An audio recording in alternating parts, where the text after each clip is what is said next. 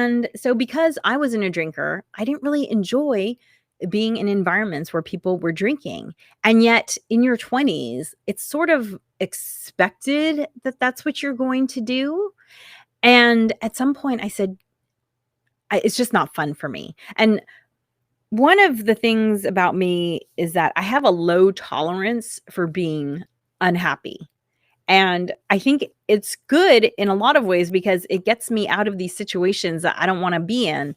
When I think about how much money I saved and really how much time I saved by not doing something that was quote unquote expected of me and considered normal and considered a rite of passage for college students. I mean, I literally went to one fraternity party my entire time in college.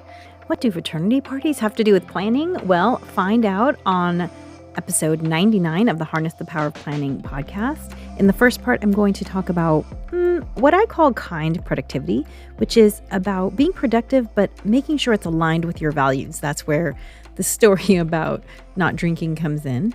All of this on the Harness the Power of Planning podcast, starting now. Hi, Alegre here, trying again because apparently I was muted the first time. Not sure why. All of the settings looked right, but sometimes it just happens. So thank you to the person who let me know that I was muted. Welcome. I am so excited to be here. This is actually going to be the 99th episode of the Harness the Power of Planning podcast. I'm so excited. And next week is going to be, of course, episode 100 because 100 comes after 99.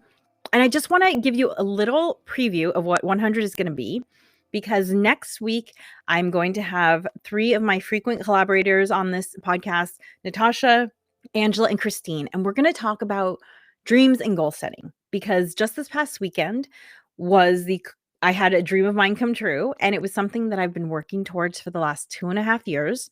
So I'm going to talk with Natasha about the process of getting there. And then my friends, they're going to tell me about a goal or dream that they want to work on. And I'm going to coach them through the steps they should take, what action they should take in order to work towards that goal. So I'm very excited. Episode number 100. Hope you can join me for that. I'm Alegre. I am the brain behind Beyond Your Wildest Dreams and this podcast, the Harness the Power of Planning podcast. And I am all about giving you the brain science backed tools you need to prioritize yourself and to prioritize your goals. And today, on today's podcast, I'm going to talk about, I'm calling it kind productivity. I don't love that word. So if you think of a better name for this, let me know in the comments. If you're listening to this recorded, I will still get the comments. So either way, I would like a better term than kind productivity. Because what I mean by that is my goal is not to turn you into a productivity robot. I don't want to teach you just how to get more done. I want to teach you how to do more of what you want. So I will talk about that in part 1 of this podcast. Okay, so let's get into topic number 1. As I mentioned, I'm calling this kind productivity, but I don't think that's the best word for it. So if you think of a better term for it, let me know. So people come to me when they hear that I'm a productivity expert and they say, oh, you must just get a lot of stuff done. And yes, I do get a lot of stuff done, but I'm not just blindly, I just made up a new word. I'm not just blindly checking things off. What I teach people to do is not just how to get things done, but how to focus on what's really important to you. See, in this day and age, especially with these things in our pockets, what is urgent can take up the space of what's important. And by urgent, I mean either external deadlines or notifications. I do not get any sort of text notifications because I don't want my mobile device to constantly be pulling my attention away from whatever it is that I want to focus on. Literally none. And people know, the people who need to get in touch with me know that if they want to talk to me, they have to call me because I do not see text notifications. So I want to teach people how to not just do things more strategically, but also how to decide what to do. And the best way I know of to figure out what's important to you is to be really clear about your values. What are your values? So, can you name your top 8 values? When I ask people this, they inevitably say yes, and they rattle off things like, "I value human life, and I value, the right for people to do the things that they're interested in." And those are great. Those are wonderful kind of like overarching values, but I'm talking about personal values. How do you want to live your life? And I know it's a very kind of ephemeral question. So, the best way I have found to answer this question, if you're struggling with it, is to think to yourself, if my best friend or my partner or my mom or whatever was bragging about me to someone, what words would I want that person to use? Like, oh, Thomas is so creative. He always shows up for people. I'm so impressed by how health conscious he is. So that's what I mean by values. What are the compasses that point you in your life towards the direction that are important to you? And so I actually carry my value cards. I have these, so I have my values on these cards, and they're in my planner all the time. And I have 8 of them. And because I 1, 2, 3, I guess there's 2 more still in my bag. So, I put them on these really pretty postcards because I love this artist. This artist's name is Ernst Haeckel. I'm not sure if I'm pronouncing that correctly. I don't speak German. And he's no longer alive, but his artwork just really moves me. And so I encourage you, once you're really clear about your values, to write it on something that you consider beautiful or interesting or sacred in some way, because these are the things by which you want to govern your life, and those are sacred.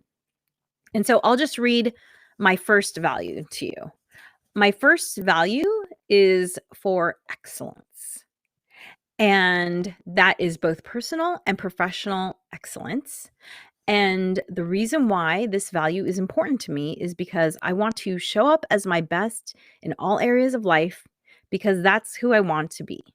This includes thinking before I speak, peak health and vitality, being an award winning mom, friend, wife, daughter, creative, multifaceted, and well rounded.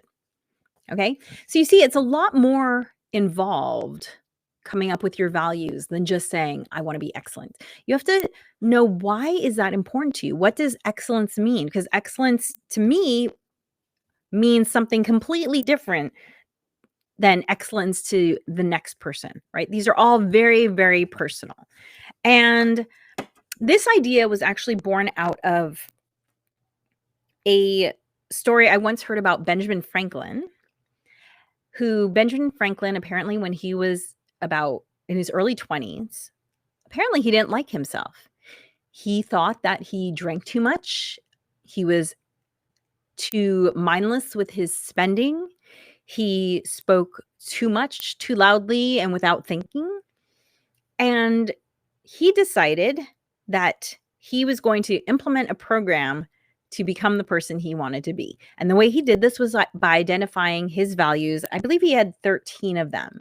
And he would actually rank himself every day on how he did on those values.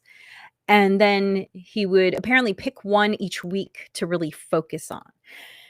And eventually, he did away with the tracking system because he became the person he wanted to be. And I remember when I first heard the story, I thought to myself, Benjamin Franklin, Mr. The early bird gets the worm.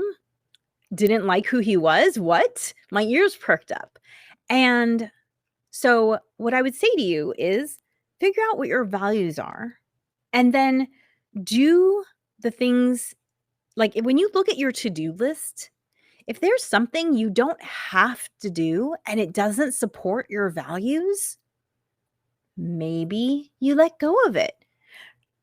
For instance, this was before I knew the Benjamin Franklin story, but at some point in my early 20s, I realized I don't like going places where people are primarily there to get drunk. I don't drink. Part of that is because I don't have the gene to process alcohol properly, and I get headaches and I throw up and I turn a horrible shade of red.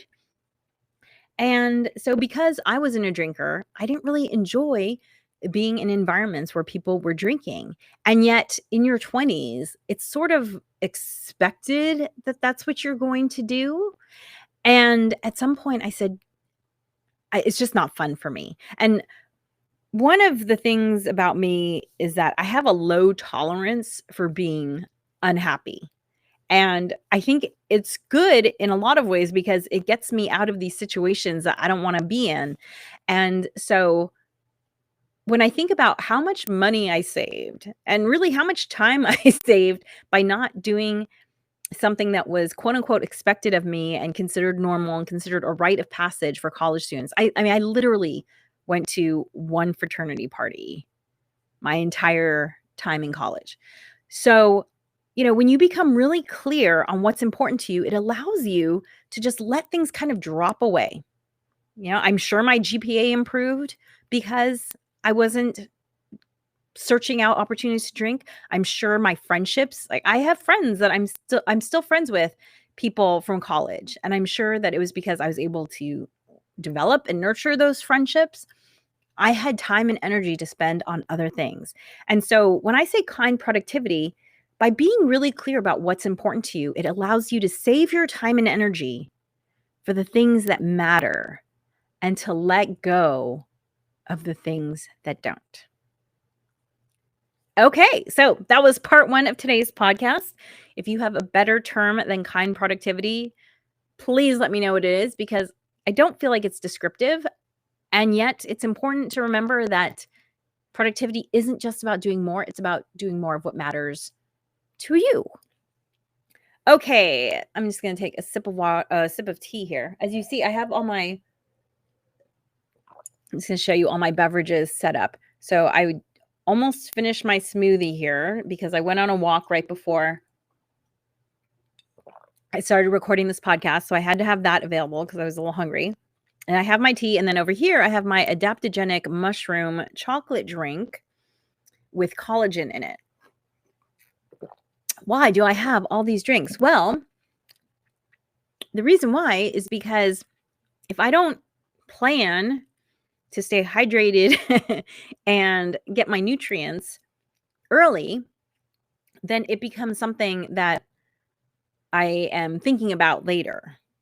And I'll have to do a whole podcast on it because I could talk about it for a really long period of time. So let's just say perhaps podcast 102 or something will be about that topic, about using planning to make sure you're taking care of your daily needs.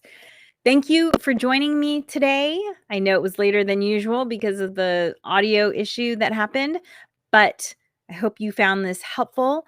If you are interested in taking your planning journey to the next level, I do have an on-demand 6-session course that you can access at tinyurl.com/HPOP on demand. So there's the QR code if you want to take the Harness the Power of Planning workshop.